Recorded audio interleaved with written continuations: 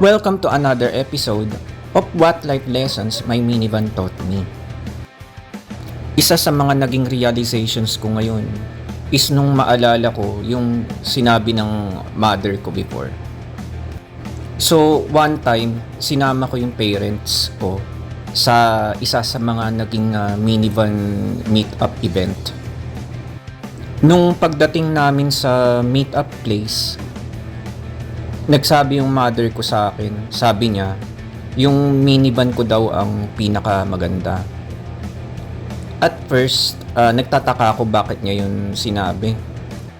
Inisip ko na lang noong time na yun na ang intention ng mother ko is to give me confidence na humarap sa mga ibang minivan.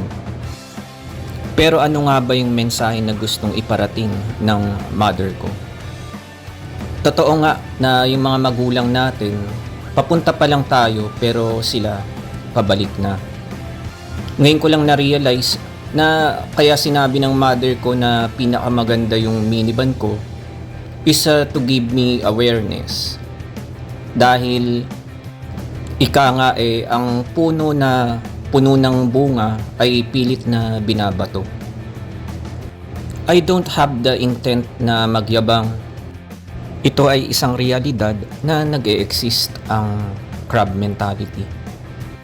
So ano nga bang dapat gawin? Hindi mo kailangan liitan ng mga pangarap mo as long as wala ka naman inaapakan na ibang tao.